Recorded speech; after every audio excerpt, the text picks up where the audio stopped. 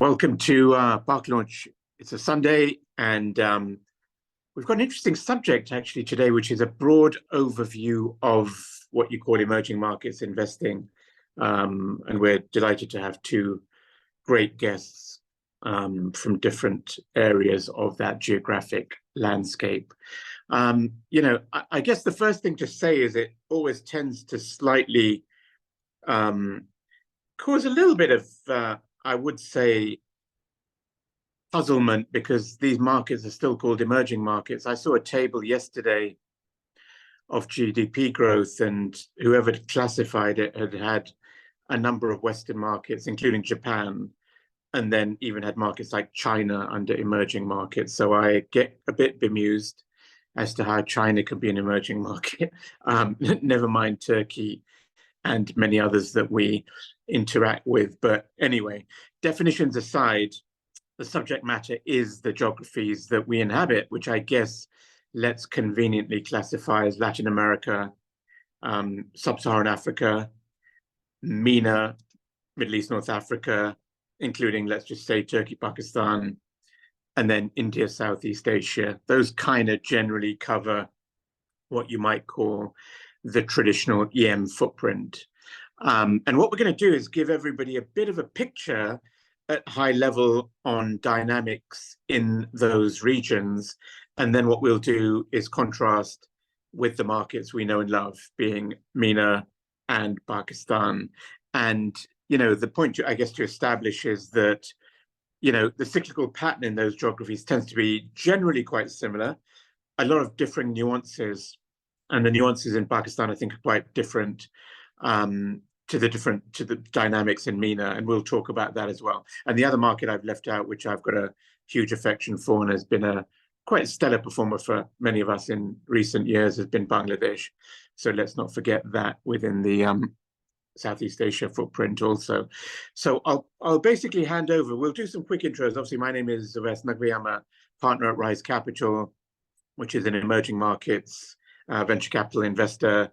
We have about 26, 27 investments across the four verticals that I described, geographic verticals I described. And I've been lucky enough to invest in many of those markets over the years, but concentrate these days mainly on MENA, Pakistan and Turkey. And aside from that, I am a founder of an advisory platform called Clear Mountain. And Clear Mountain focuses on strategic growth, expansion themes, preparedness around IPO, and selectively some corporate finance activities, primarily focused on portfolio companies or funds, and working with a number of family groups in the wider region, and including actually in Pakistan. So I'll hand over to our two esteemed guests for some quick intros. We'll kick off, if we may, with Anissa Kanoun, and then we've got Misbah Naqvi, who many of you will know. So just passing over to you, Anissa, and give us a little bit of an intro. I mean, I'd love to capture really a bit of your personal history, kind of key milestones that you see in your career to date, even color around what's brought you to where you are in terms of venture capital and IFC, and give us a bit of a picture of, what excites you with your working life, and where you see some of the challenges and where you see opportunities. But we'll kick off with a personal profile. Thanks very much, Ravez. And again, thank you, Ali, for organizing this and all the great events that you put on with Paklaunch. Really appreciate the opportunity to be part of this panel. In terms of my background, so I'm born and raised in the US, in DC, half Tunisian, half Egyptian. I started my career in investment banking at Goldman Sachs in New York, quit almost 4 years later on Valentine's Day as an act of self-love. Transitioned to impact investing. Since then, I've been kind of in the impact investing venture capital space. Started off with an internship at Accion's Venture Lab here in DC, and then joined IFC shortly after business school. And I've been with IFC for the past 8 years. I'm the regional lead for IFC's venture capital team, focused on the Middle East and Pakistan, and normally based in Dubai. In terms of what excites me about my role is that beyond just investing in VC funds and startups, I also get to support ecosystem development activities. So it's more than just capital, but we're also involved in things like Start Mashreq, which is aimed at supporting increasing the pipeline of investable startups in Jordan, Lebanon, and Iraq. We're also involved in a number of gender-related activities. I was involved in She Wins Arabia, which was a program that supported over 100 female entrepreneurs in the MENA region, and trying to just increase the pipeline of female entrepreneurs, and also have the pleasure of supporting funds like Eye2Eye, which is an early stage fund in Pakistan that we invested in through our IFC Startup Catalyst program, which is meant to help catalyze the venture ecosystem. So that's a little bit about me. Again, really happy to be here. Fantastic. Before we move into Misbah, Anissa, I was just figuring, in terms, thematically, just to give our viewers a bit of a picture as to stages you look at personally and geographies and the kind of sectoral thematic areas you're interested in. Gives a little bit of a picture across, I guess, MENA, Turkey, and Pakistan of where you look and the kind of things that excite you from a deal perspective. Sure. So I do two things. I both invest in venture funds, so through Catalyst in early stage funds, incubators, and accelerators, but then also 50 million plus venture funds. So that's one part of my day-to-day. And the other part is direct investments into startups. And typically, we look at the Series B and above stage. We can go a little bit earlier in the Series A stage, but really anything earlier than that, that's really what our VC fund investments are for, is to help build a pipeline for our direct investment in the future. And in terms of, our minimum check size is 5 million, but our sweet spot is usually between 10 to 20 million. In terms of sectors, we're sector agnostic. But everything we do has to have some sort of development impact, which in the VC space, it's easy to it's a pretty standard, the jobs, push the support of the digital economy. So we're pretty open in terms of sector. Yeah, and just before we move on, one quick one again, gives people a bit of color, is from an ecosystem perspective and from an impact sustainability perspective, give us a little bit of a picture there, because many people may not be used to that type of mandate, which is obviously driven by societal, cultural, community, ESG, and those kind of themes. I think the common misconception with IFC is that we're impact first. And the thing is, we are the private sector investment arm of the World Bank Group, and our focus is on private sector development. So in the VC side and across industries, we try to focus on winners, because those are the companies that will create the most number of jobs, that will increase GDP the most, that will have the most impact on the economy. So while we are impact focused, we really do focus on fundamentals and commercials first, because that's what's going to create the greatest change and impact.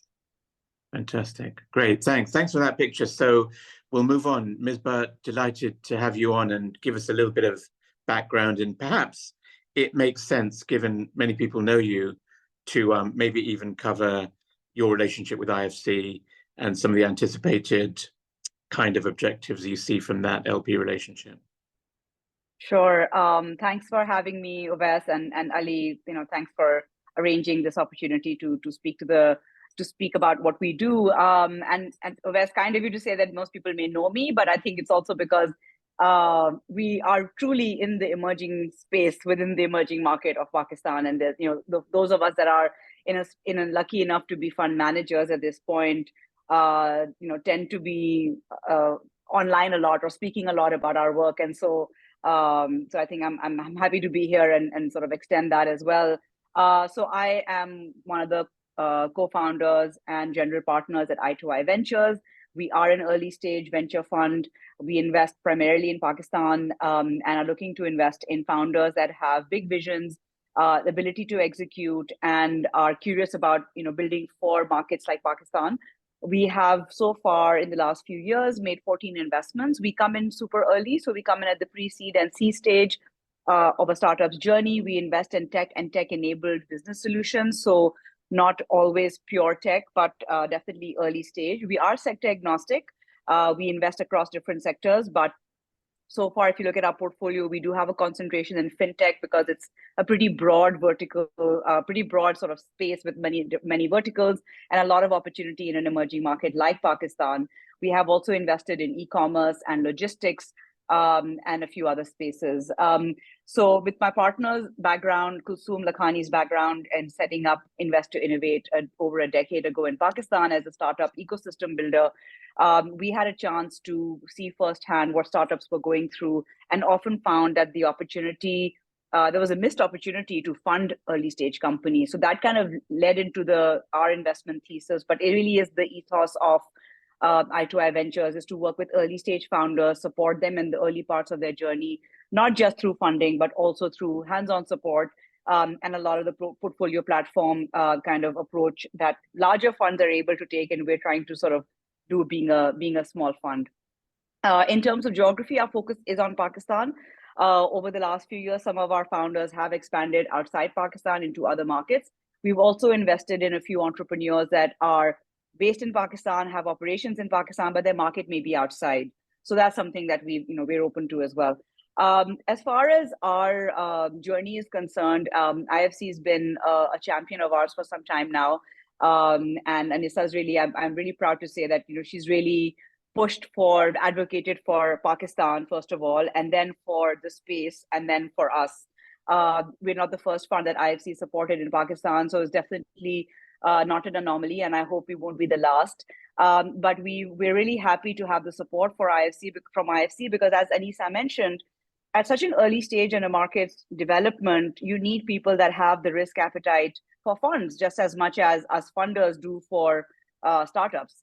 And actually to have someone like IFC as a partner is really, really helpful for us, because not only, again, do they come in with a check, but they're able to support us in a lot of other things that we do. And, happy to get into a little bit more of that as we talk more about what it takes to really build in these markets. What I didn't talk about, Uwais, as far as my background, was that similar to Anissa, I also started in the formal sort of commercial finance side.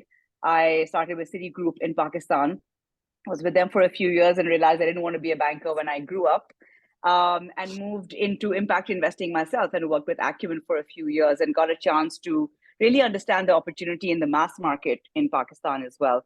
I've also worked for a fintech startup, so had a chance to see firsthand what startup life really is all about and how it works. And I've been on the board of advisors for Invest to Innovate, our sister company, so have been able to see the startup space in Pakistan over the last, I guess now, like 12 years or so. Fantastic. And if I may, I mean, it might be useful again for other funds to understand a little bit in terms of, the gestation period and the time it takes to build a relationship with a party like IFC.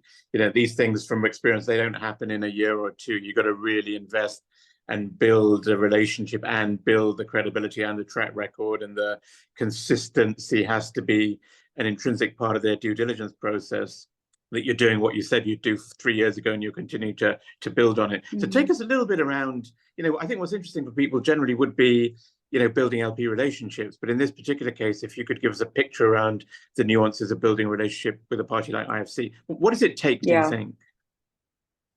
Yeah, from our perspective, this has definitely been a long-term relationship. Even before we knew Anissa, Kulsoom has been in touch with Isa Agabi, who's been in the region, who's now on the private venture side himself.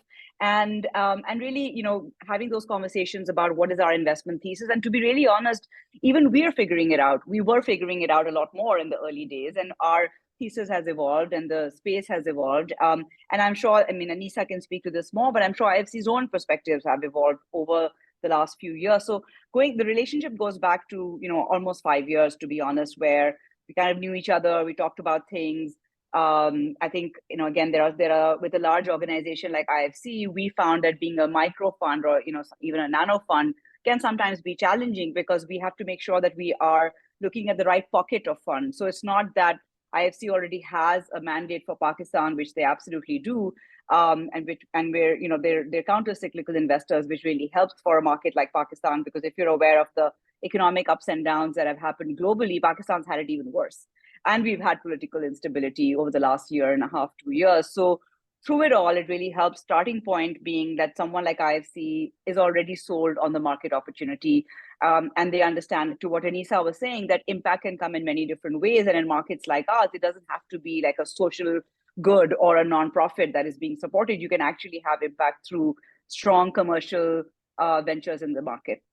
So I think it starts with that. And then secondly, I would say it is important to understand where you fit in this large potential opportunity of a relationship.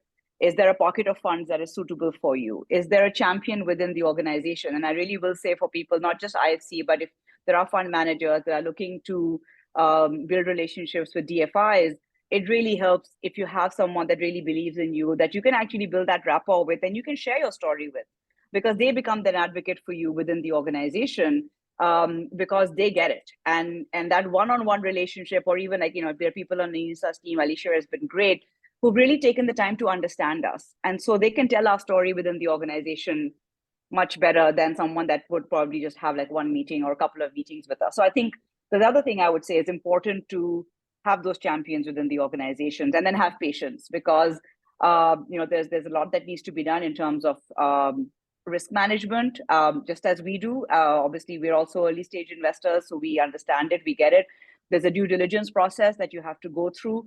And of course, there's, you do need to sort of have the staying power, to be honest, to be able to really invest in that relationship, and then you see the fruits of it, because as you had mentioned, and and I think I also mentioned, like, we're very lucky to have received support from Anissa and her team on the Catalyst side, Lorian on the WeFi side, as well as several members on the team itself. So I think those are a couple of things that fund managers should keep in mind when they're looking at large engagement of large DFIs.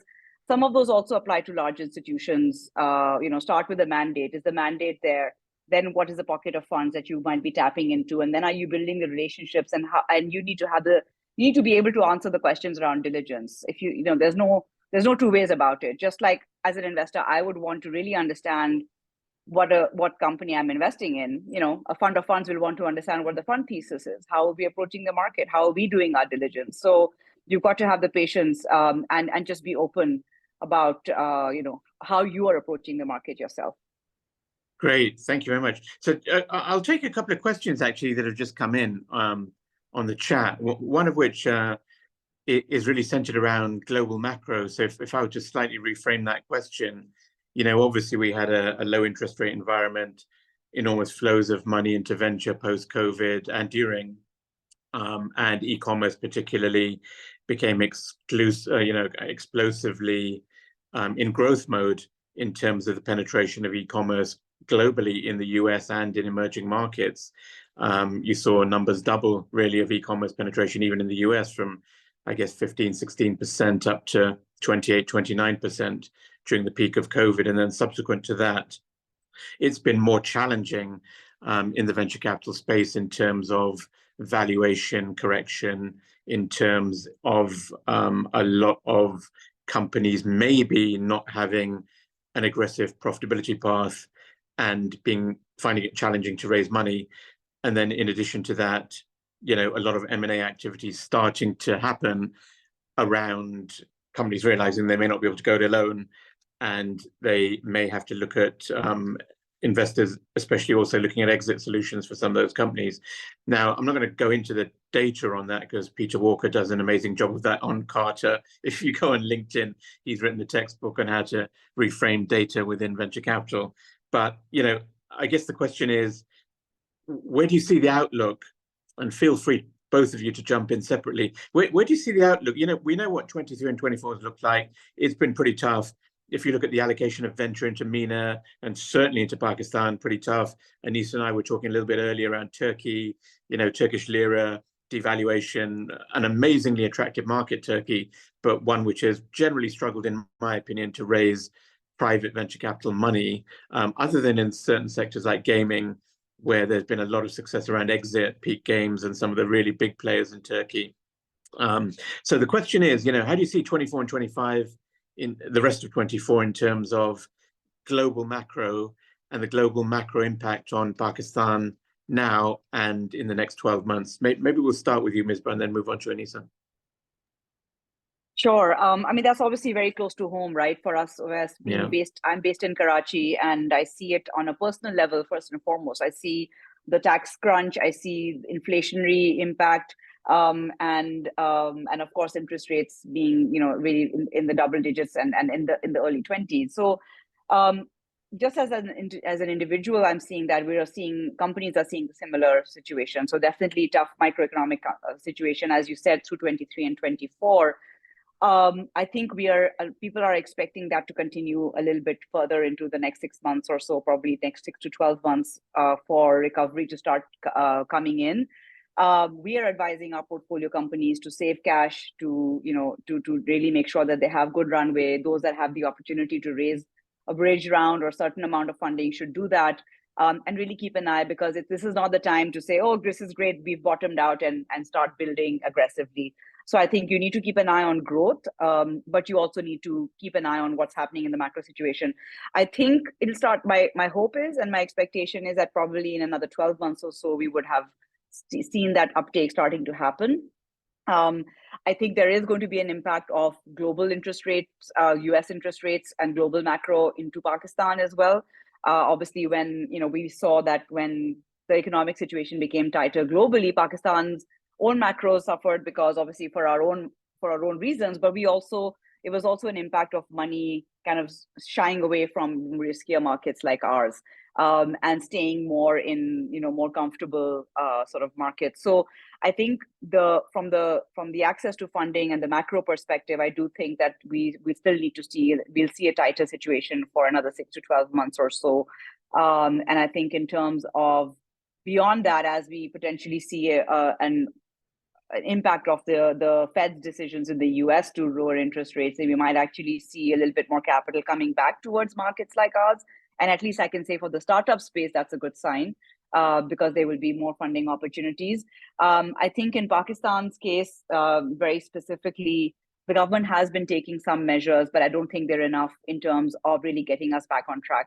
I think there's been some, given the IMF situation, there's been some focus on taxation and increasing revenue for the government, but they haven't made some hard decisions around state-owned enterprises, the drag that they are bringing into the budget. Obviously, the defense budget is still the largest expenditure for the government, and so we haven't seen major sort of structural changes that are happening that would give us a sense that something is about to change in the next 3 months or so in Pakistan. So I think it's going to be tightening of belts for some time longer. I know it's not the greatest news in terms of being optimistic about where the market is, but I think that's going to be the case. And then medium to longer term, I think definitely the market opportunity is here. I think the fundamentals are here in terms of the population, the access to technology, and on the entrepreneurial spirit, to be honest, about people in Pakistan.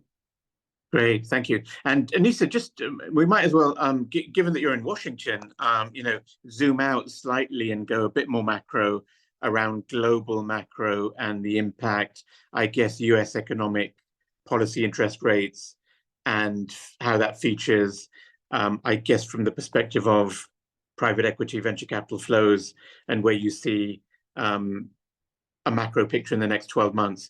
Give us a little bit of a perspective, given that you're sitting in the US, and where you see that heading compared to the last 12 months.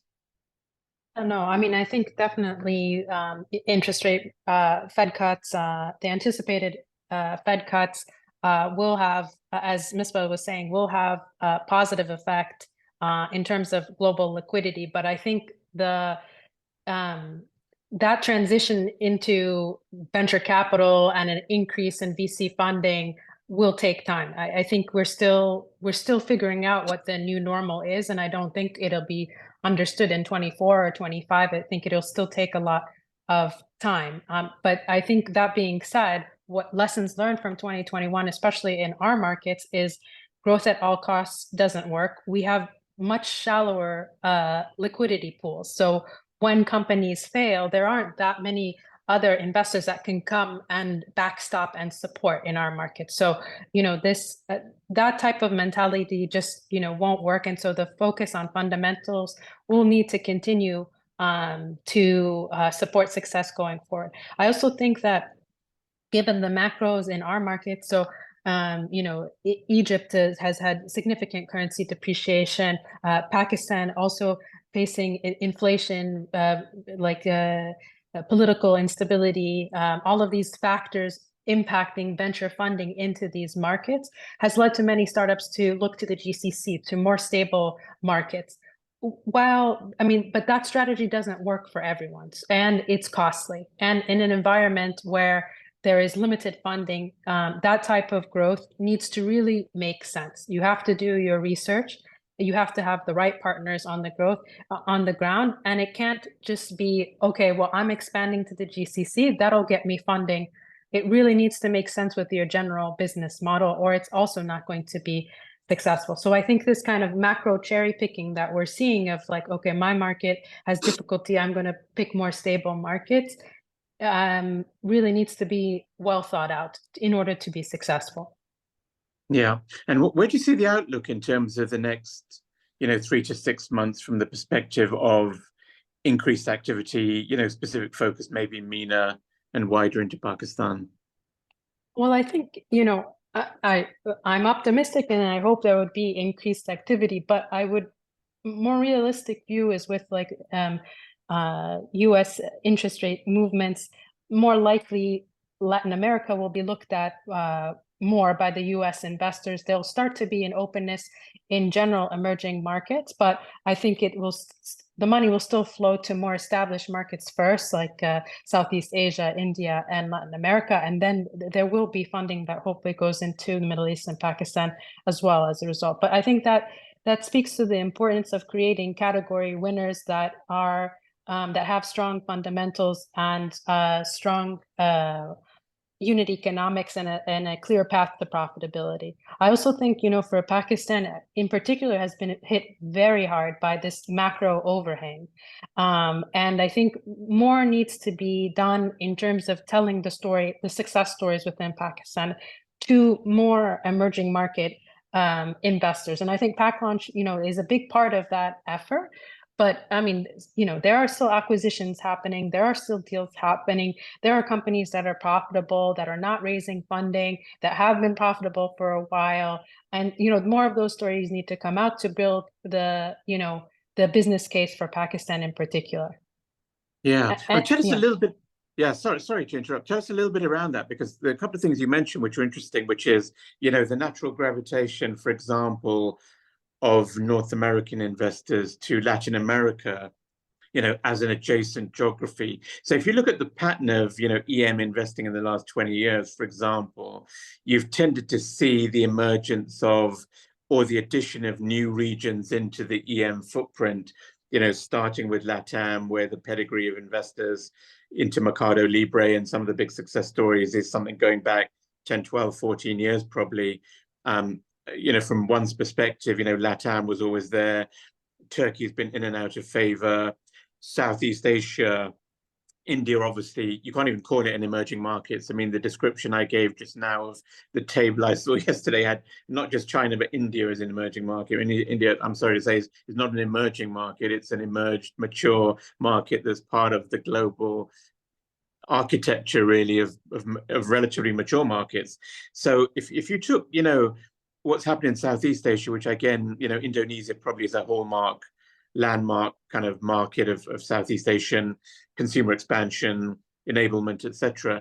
Give us a little bit of a picture of, LATAM, Southeast Asia, India, contrasted maybe to MENA, Pakistan, because what's I think really interesting is where have they headed? What's been the topography of those geographies, and what are the lessons learned that will affect and reflect what's going to happen in MENA and Pakistan in the next 5 years, do you think? Yeah, I mean, I think, Southeast Asia, one of the lessons learned from there is the concept of the super app. That's something that's very unique to emerging markets. Because of the market gaps and the lack of governments, like the governments in our markets can't do everything. So that creates a big opportunity for startups to provide various services and products digitally. And, with something like Gojek, you can do fintech on Gojek, you can get a ride on Gojek, you can do laundry through Gojek, all of these things. Like that's something that's you don't really see in developed markets. I mean, Bcash, for example, our fintech company in Bangladesh has more accounts than all of the banks in Bangladesh combined. So that type of reach that's possible in our markets is quite unique. And that's something, and you know, our markets have like different dynamics, like building a fintech company in a cash-focused economy. How do you do that? Or with low internet penetration, so you don't have smartphones, credit scoring without a credit bureau, or all these data points. So, you know, it creates unique challenges for our markets. I think, you know, Pakistan, we saw this a lot in 2021. It seems like they because they're more nascent, they can take lessons learned from, like you said, Latin America, Southeast Asia, India, and build companies based on it. But in Pakistan, it seemed like, especially in 2021, a lot of companies were being built focused on where has the money flowed? Let me build a company similar to that. And so as a result, now, you know, we'll see where the operational prowess is. You know, we're going to see probably going to see more consolidation going forward, some companies failing, which is natural. Some, you know, merging, all of these things. So I think that's kind of the lessons learned that we can take from the other emerging markets as they apply to the Middle East and Pakistan. Yeah, fantastic. We'll move on. Misbah, just a quick one. You know, obviously, so here's a question around process, which is, you know, you talked about the IFC relationship. You've been through multiple examples of, you know, fund due diligence. You'll have done a bunch of commercial, financial, legal due diligence yourself on investments in Pakistan. You're obviously doing so, you know, as a custodian of LP money. So the duty of care towards due process around due diligence is a critical factor in doing deals in emerging markets, and especially in a market like Pakistan. Every market has blow-ups. You know, you will see a story of enormous successes, and you'll see a story of, you know, things going wrong from a governance perspective, even from a financial perspective in some of these markets. We've seen it in Pakistan, we've seen it in Egypt, we've seen it in some of the other markets, you know, of companies where the governance framework and even the financial reporting framework was perhaps not what it should be. Seen a couple of examples in Africa as well. So give us a little bit of a perspective, Misbah, on, you know, how the rigor around commercial DD and structural financial legal DD plays in Pakistan. What do you need to do to be more careful? And then post-acquisition, you know, the board and the governance around the company's activities, how do you add that additional layer of protection, if you like, to make sure that you're mitigating risk to the maximum possible, you know, capacity that you've got? Yeah, that's a great question, Oves, and absolutely. But I will say that we've had, you know, frauds and crazy stories of you know, founders being able to pull wool over investors' eyes, even in Silicon Valley. Some of the biggest ones we've seen have been there. If you talk about, like, you know, WeWork or Theranos. And so it's not just emerging markets that actually are come up with these kind of, where we see these kind of potential frauds happening, etc. But I think sometimes the nature of emerging markets means that we have like you said, because of the being financial intermediaries, raising money from investors who we call limited partners in the case of a fund. We are holders of that money, and it is our fiduciary duty to invest that with as much responsibility as possible. And so I think in emerging markets and markets like Pakistan, there are certain things that we need to do to go over and above just ticking the box. I think for us, because we invest very early in the company's history, very often there isn't a lot of financial due diligence that can be done. We can't get into deep audits of financial statements because the company may only have been operating for a few months. Unlike later stage financiers that are able to do a proper, you know, evaluation based on audits, etc., we may not have that at the early stage of the company's evolution. And so for us, it's very important, first and foremost, to invest in founders with integrity. And I think, you know, there's many ways that you can actually evaluate that when you get started, the conversations you have with them, It's very important for us to understand what is a founder's mindset.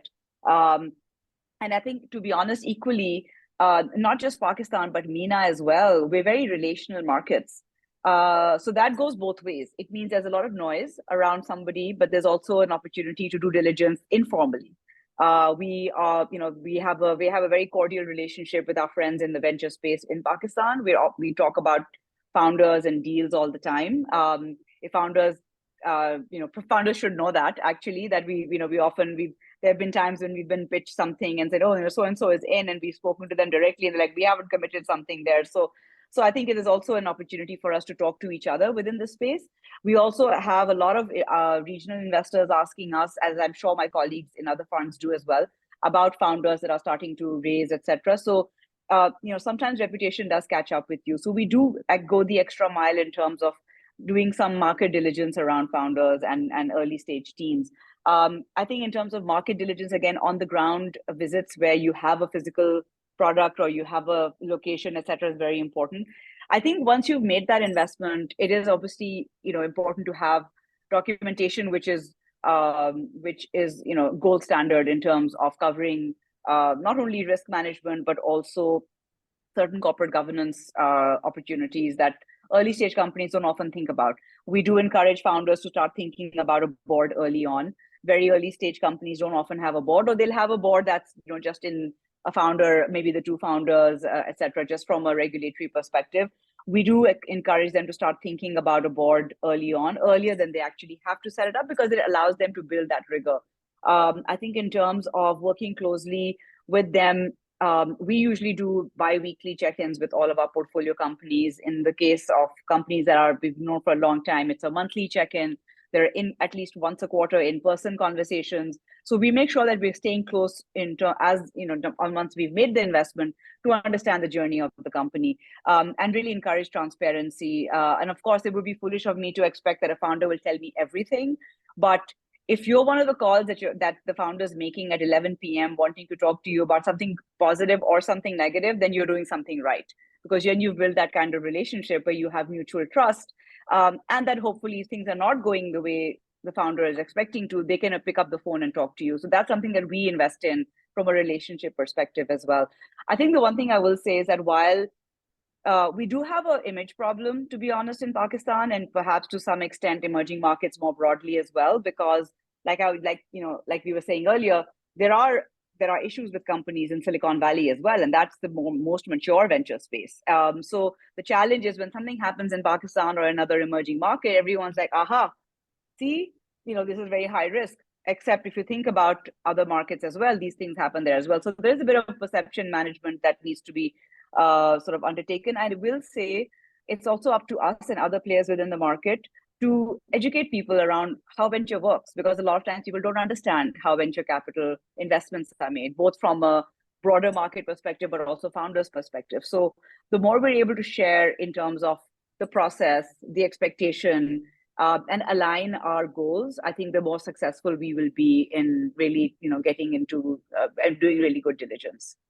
Great. Anissa, quick question. I'll start moving on to questions that are coming in on the channel, but from a macro perspective, so sectoral themes aside, fund due diligence aside, if you were to take, I don't know, Egypt macro or Saudi macro or Pakistan macro, what's the interplay between your investing strategies and how you evaluate and assess macro, current and forecast?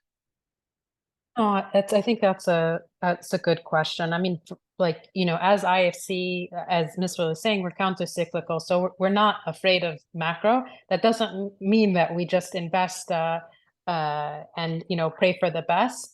But basically, in an economy like Egypt, which has had significant currency depreciation, what we look at is making sure the company can still be sustainable and have US dollar returns despite the depreciation. So really looking at the unit economics, the profitability going forward, doing sensitivity analyses based on our macro forecasts on FX rates, and seeing how much the company can withstand and seeing if it can still manage to be to have strong unit economics going forward. And then, obviously there's also regulatory risk across our markets. That's something that we continue to assess, and we do different things to try to mitigate.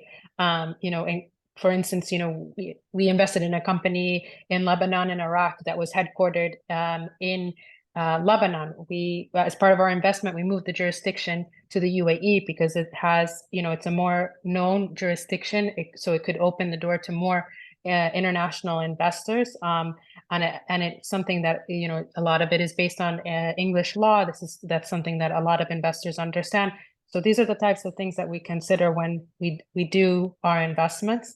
And then we also look at the sector. So if we're investing in a company that has in a country with macro challenges, and the company is focused on discretionary spending categories, it's something that we're going to pass on. Or it's in a cash intensive industry in a market that has limited funding, we don't want to be the only deep-pocketed investor on board. So these are the types of things that we consider whenever we make these investments, is just making sure that the company is set up for success. We're confident that companies can navigate difficult macro environments, but they have to have the right fundamentals to navigate those challenges.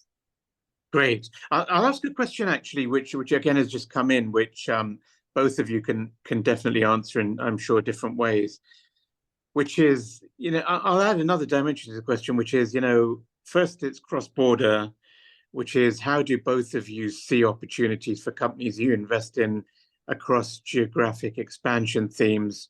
And I'll just slightly elaborate. Pakistan is quite, every business model I see in Pakistan currently is really around access to the MENA market. It's completely understandable, because not only is it a larger TAM, it's a dollar-denominated currency situation in many of those markets, like the UAE and Saudi, where you mitigate local rupee currency risk with a fixed Saudi Riyal dollar exchange rate, which therefore means that investor predictability is much greater in a large TAM with high purchasing power. So, but both of you feel free to answer. Maybe we'll start with Misbah. Give us a perspective on cross-border and its importance in companies you invest in. Anissa will then follow with her perspective on cross-border as IFC sees it across MENA and Pakistan and Turkey and so on. And I've got a second question, which is a particular one for me, which is, in many of the investments I've been involved in the last few years, you've seen a move from a pure example direct-to-consumer model into an omnichannel model. So everything I've seen in e-commerce in the last 2 or 3 years, whether it's Iwa, which is the optical brand in the UAE, whether it's the Giving Movement, where I'm on the board, and it's gone from direct-to-consumer, probably like a $50-60 million revenue direct-to-consumer GCC, predominantly UAE, which is pretty chunky in athleisure, into opening stores in Dubai and Abu Dhabi and Saudi Arabia. So give us 2 perspectives. One is how you see cross-border between both of you, and then secondly, how you see omnichannel between both of you. Yeah, I think that's the question that comes up a lot and has been even more frequently in the last year or two. I think Anissa already mentioned something earlier, and I'm going to pick up on that, is that we discourage companies just looking outside Pakistan because they want dollarized revenue. I think there's a big enough Pakistan opportunity that has not been tapped in a lot of cases.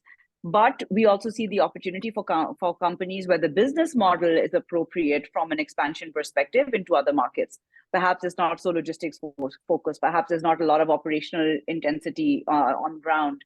And fintech is one that lends itself pretty well. So one of our portfolio companies, Abhi, has not only expanded organically into the UAE and now Saudi, they also acquired a company in Bangladesh. And so they are now in 4 markets.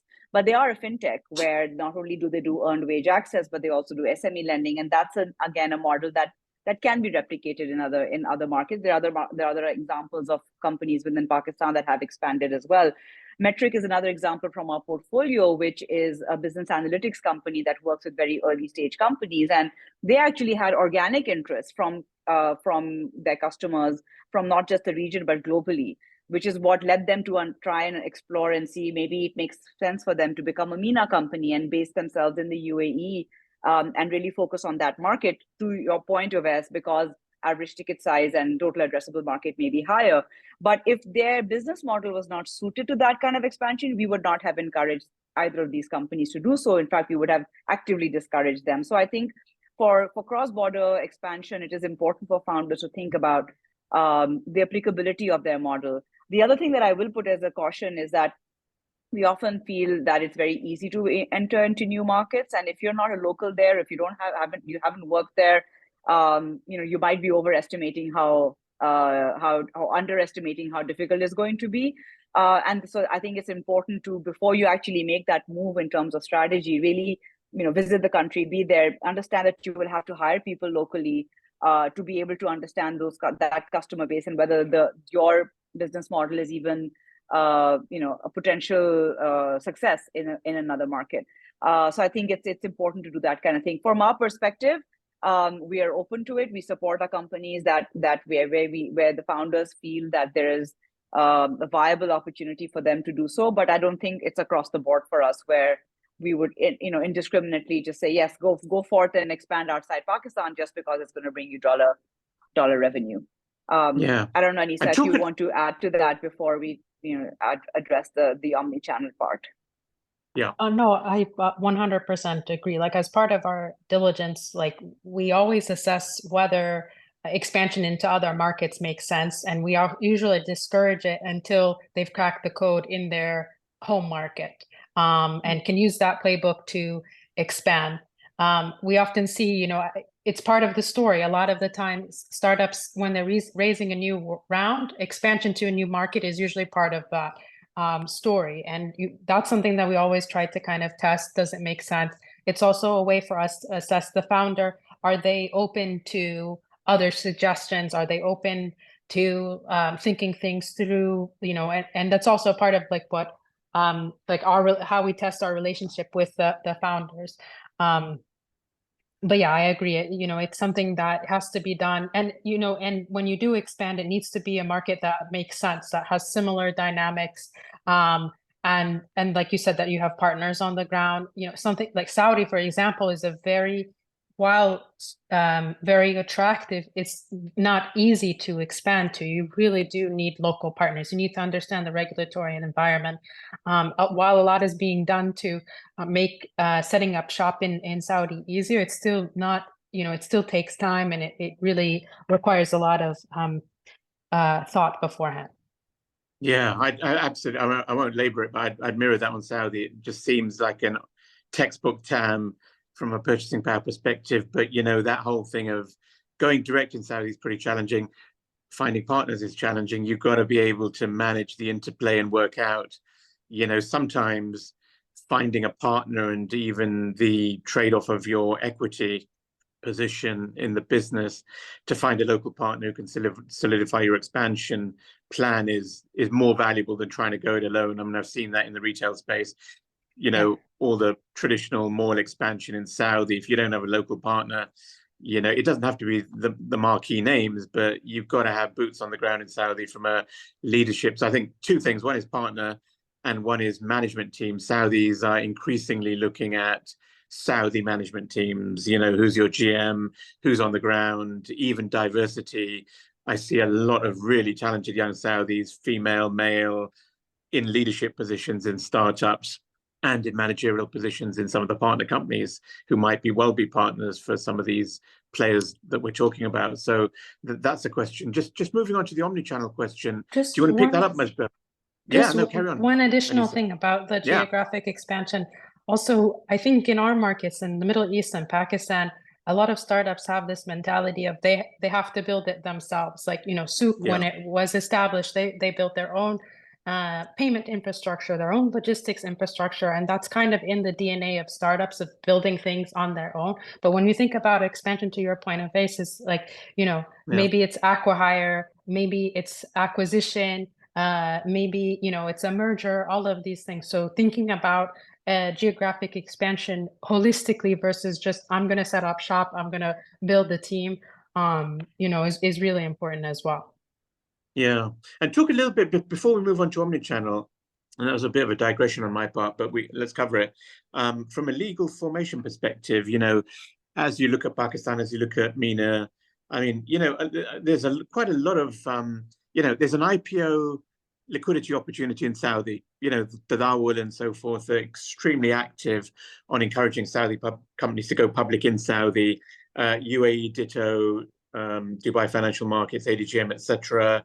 And then the dual listing phenomenon, you know, is another opportunity relatively unexplored. So from the perspective of jurisdiction, you know, do you, IFC and Misbah's view also welcome? Do you tend to look closely at jurisdiction of where the companies are that you invest in, and do you tend to recommend inverted commas more stable legal jurisdictions, or are you relatively, you know, what's your policy position on jurisdiction?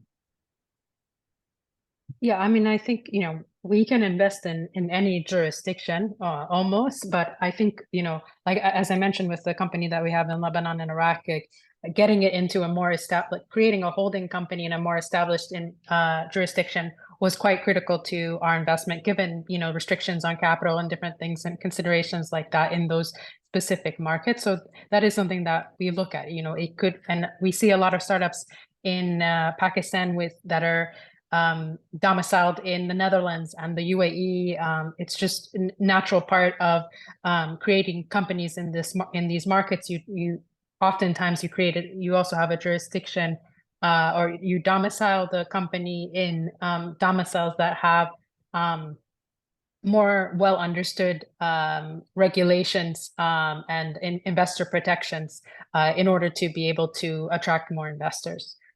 Yeah.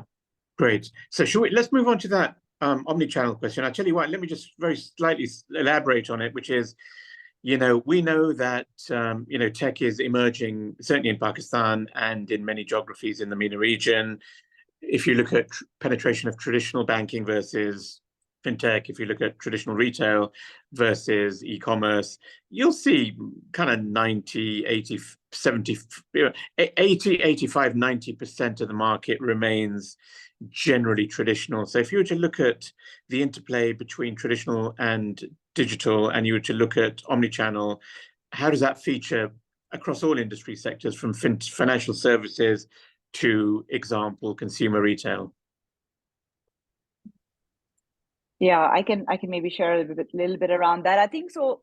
So there's interesting part, and Ovais, to something you brought up earlier in terms of similar patterns within other emerging markets, and looking at, you know, copycat sort of business models, which Anissa referred to earlier as well. Sometimes founders will look at other markets and say these companies have been able to raise money, and therefore that's the kind of company I want to put in. I think it's very important, but I think it's very important to understand the local dynamics. There's a lot of opportunity in a market like Pakistan to digitize something that's already happening offline. And yes, there's going to be some work to be done. Early entrants, early movers often have to do a lot of customer education to get them to digitize and to get people online. But rather than reinvent, rather than come up with a problem that doesn't exist, I think founders in markets like ours are really well placed to look at problems that already exist, behaviors that are already existing, and digitize them and bring in technology to bring in efficiency where possible. I think I'll give an example of a company called KissBazaar, not an investee company of ours, but what I really like about them, and they're actually a buy now, pay later play, but they haven't really gone out and said, we're only going to do digital buy now, pay later. The founder's background is 25 years in very much retail, offline, brick and mortar stores, and lending to people on installments, and doing white goods and electronics on installments. And the understanding of the market not only has come from those 25 years of experience, but the way they're looking at managing their credit model has been informed by that experience. And understanding that the consumer needs are there for buying electronics on installments is also coming from that experience. But rather than just set up an e-commerce store and say, okay, we're just going to do this, they've not only set up an e-commerce website, which is, you know, where they have more demand than they can actually cater to, but they've also continued to have brick and mortar stores, because they understand that in Pakistan, a customer needs to be able to, one, maybe go and look at a fridge before they actually buy it online. They might want to come to an experience center and figure out, you know, which model they want. They want the credibility of knowing this is not a company that's going to disappear tomorrow, and that they're actually buying a good from, you know, electronic goods are expensive. They want to know that they're actually getting the real deal. And by going to a physical store, they can actually feel like this actually exists. So rather than just say, I don't care, I'm going to do this digital model and suddenly do buy now, pay later digitally, this entrepreneur is actually taking something that's very common. One quick example I'll give is one of our portfolio companies called Uran, which does ROSCAs, which are rotating savings and credit associations. We call them committees in Pakistan. They're very prevalent through Asia, very prevalent through Africa. And 40% of Pakistanis actually are in a committee. But this could be anywhere from like 1,000 rupees to 100,000 rupees or more. And what Uran did, and what they did very smartly, was they digitized that experience, but they didn't try to reinvent the wheel in terms of what that does for consumers in terms of the opportunity to save and borrow together. So I think that's important to keep that in mind when you're looking at retail versus online, offline, digitizing things. Is like there's a continuum, and the closer that you can build towards from where your starting point is, the better you'll actually be able to influence customer adoption and push things forward. Fantastic. Couple of quick questions, Anissa, which have just come in as well. Number one is, how do you look at value add beyond capital in your direct investments? So where do you see operational value add and strategic value add, and how does IFC provide that? Question one, and a question for both of you, which is EdTech sector. So we'll start with the first one, Anissa. Sure. On the value add side, I mean, we have offices in almost every developing country. And so if you're thinking of expanding into certain markets, we have country managers based in those markets. We have colleagues based in those markets. And so that's a large part of what we help our companies do is to expand to other markets. And the other thing is, we have a portfolio of over 100 startups across the world. And so we also connect our portfolio companies to those companies. We are in over 100 funds, so we can also connect them to the investee companies of our funds as well. So kind of trying to create that connectivity across our portfolio, both indirect and and direct. We also have advisory programs. So for instance, MEXEB, our investment in Egypt, it's a B2B e-commerce platform. We were invested in a similar company in Nigeria called Trade Depot. In Nigeria, on Trade Depot, 75% of the retailers on the platform were women. In MEXEB, it was much smaller, lower than 10%. But there's other than kind of cultural reasons, that we saw that was a big opportunity for MEXEB to kind of tap into the female retailer segment. And so we provided advisory support to help them understand how female retailers are using their platform and how they can better engage them going forward. So those are kind of the main areas. And then once our companies get to a more growth stage, we're also investors in PE funds. So we can introduce them to our PE fund investees. We can also introduce them to funds globally for follow-on funding. And once they get to like EBITDA positive several years, IFC could potentially also offer them debt. So beyond equity, we can offer them different kind of investment products as well. Fantastic. And just a quick one. Again, I'm just reading the questions as they're coming in. How does one connect with you, for example, on a direct investment opportunity? How would a founder get in touch with you and with IFC in the region? So for direct investments in Middle East and Pakistan, I'm probably the best person to be in touch with. And but to clarify, we invest in Series B and above companies and selectively Series A. So a company that's just at the idea stage, we just don't have the team or expertise to do very early stage investments. But if you're Series A or above, feel free to email me. My email is just first initial last name, so akanoun@ifc.org. Fantastic. That's really generous. And just to wrap up, Misbah, do you want to pick up on that question around EdTech and opportunities and how you see that? Yeah, I think EdTech is an interesting one, as while the opportunity is huge in terms of the need to have smart education solutions for markets like Pakistan, it's also a challenging one because it is a space where there are very few commercially proven models around fast-growing edtechs in the venture space. We have a company called EdCasa. We have invested in edtech, and they have a B2B. We have the B2C exam prep solution, which is focused on high schoolers in Pakistan. But they also realize that there's an opportunity to do B2B selectively with nonprofits and government organizations and private companies. They have a partnership with TikTok, where they've been able to get students exam ready, and they also got scholarships in. But I think what the point is that it's not a one size fits all kind of a solution. You might have to look at a B2C opportunity, a B2B opportunity, and I think that EdTech does tend to be a little bit more of a sort of a medium play in terms of where the growth is going to come from, a medium-term play, but also potentially a great opportunity for impact investors, because not only when you put in, commercial capital and look for returns, but you can actually have a lot of impact as well. So I think the challenge, there's some other edtechs in Pakistan. I know the question mentioned Dot and Line as well as Chirag. Chirag is fairly new. Dot and Line has been in the market, I think, as long as EdCasa has, perhaps a little bit longer. So that means at least 3 to 4 years. And they've also had to evolve their business models along with what they've seen the customers are paying. So I think that is a challenging space, to be really honest. We haven't seen major plays come out. I mean, obviously, Byju's is a cautionary tale right across the border in India in terms of going from being the fastest growing startup in the world to complete implosion in terms of how much money was raised and what happened. And I think it is important. So it is a sector that we're looking at. We continue to look at. We already have invested in, because we do believe in the founders that are building that. But it is a harder one to raise money for, because I think a lot of times it's harder to demonstrate the venture kind of like hockey stick growth in spaces like EdTech. Fantastic. And just a quick one, Misbah, how does one get in touch with you? A couple of questions around stage. You've covered it already, but I2I investment stage and how does one connect to you as a Pakistani founder? Yeah, I mean, people are welcome to email me. My email is misbah@invest2innovate. Ali, if you can put it in the chat, I know you have it.